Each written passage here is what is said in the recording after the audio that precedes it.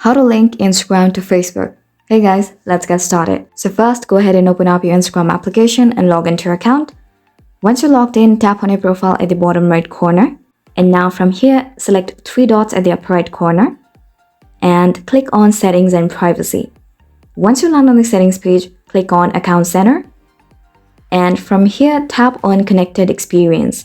Now select Sharing Across Profiles, select Add Accounts, and now select Add Facebook Account.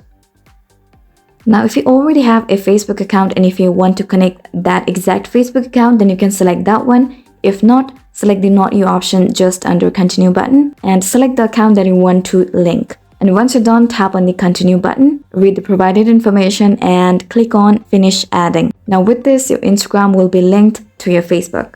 So yeah, that's it. Really simple, right? So I really hope you found this video helpful, and if you did, please make sure to hit the like button and subscribe to us for more great content. Thanks for watching.